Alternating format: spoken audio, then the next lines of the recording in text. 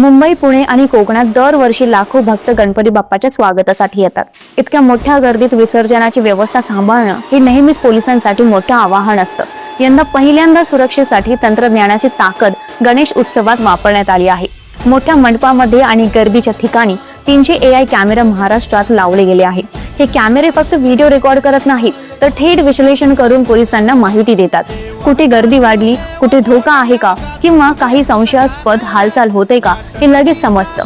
Facial रेकॉग्निशनमुळे गुन्हेगारांना सेकंदात ओळखलं जाईल. AI कॅमेऱ्यांसोबत ड्रोन ही सुरक्षेसाठी वापरले जातील. लालबागचा राजा, गिरगाव चौपाटी, जुहू चौपाटी आणि शिवाजी पार्क यासारख्या गर्दीच्या ठिकाणी ड्रोन आकाशातून लक्ष ठेवतील. यामुळे गर्दीची खरी स्थिती कळेल आणि पाकिटमारी, चेन स्नॅकिंग किंवा छेडछाडसारख्या घटना टाळता येईल. शहरात आधीपासूनच 11,000 CCTV कॅमेरे लावले आहेत. याशिवाय 17,000 पेक्षा जास्त police, 450 mobile petrol van, 350 beat marshal आणि गुप्त पोलीस यंदा गणेशोत्सवाच्या सुरक्षेसाठी तैनात असतील.